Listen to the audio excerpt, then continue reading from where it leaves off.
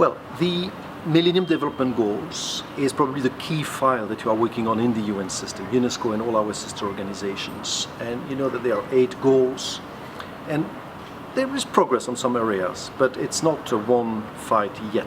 Last week, UNESCO launched from Paris our Global Monitoring Report on Education for All, which is the best set of statistics measuring progresses or challenges in the field of education. And putting every kid in primary school in 2015, we are far from there. There's still 60 million of kids which are out of school today, and we really need the efforts of everybody. And that is why I think it's important, especially important, to work with young people for several reasons. Young people are the leaders, the opinion leaders, the decision makers of tomorrow in the public sector, in the private sector, and civil society. And there is an immense commitment and enthusiasm coming from the young people. I could feel it here today, for instance, once again. And another reason is that young people are much stronger than my generation with information technologies. I'm surprised to see all of you, and I see my son and his friends, how literate you are in those new technologies. And we do know that those new technologies, information technologies, are part of the solution. They make solutions cheaper, they allow us to work forward in nearly all of the Millennium Development Goals. I was reading in the newspapers last weekend, for instance, that 70% of the African population today has access to a mobile phone. A few years ago, before the mobile phone technology, it was 0.7% of the African population had access to a telephone. So now with this broad access to mobile phone technology, not only is communication between people improved, but they also, African countries are leaders. They are really creating new solutions in the field of banking on mobile phone. And what I say for mobile phone is true for education. Girls and women's education. It's much easier to access girls and women's who in many countries still have to remain at home and work at home through their mobile phone to allow them, to progress and learn new things.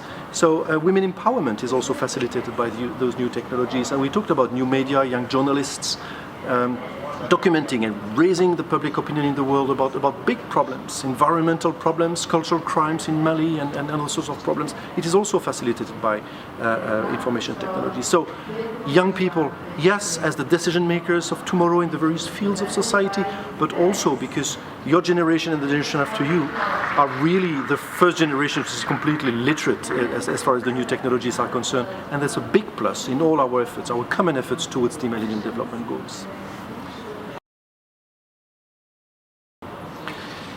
So we work, as your friend and friends who are listening to us today know very well, we are the UN agency in charge of education, culture, science, and communication, free media, press, media. And what do we do in those fields? We do capacity building, helping mainly governments in developing countries to elaborate and implement better policies in the field of culture, education, science, and media.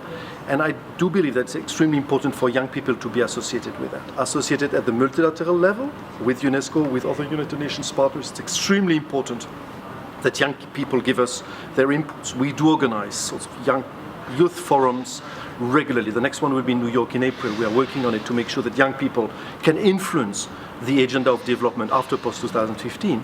And also at the local level, in the government's level, UNESCO makes sure that young people also have their voice, that your opinion counts and can be integrated in the democratic decision-making process.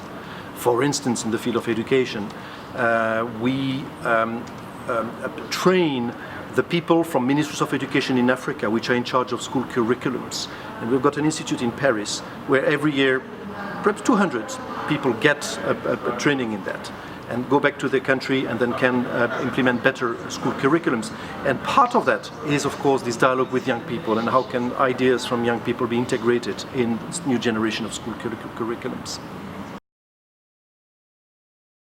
Well, congratulations to all of them, to your winners, and thank you very much for giving us all those ideas. And the message would be, keep talking with everybody, because the world needs to know better about your ideas. And an event like this one is already a big tool to have those ideas better known.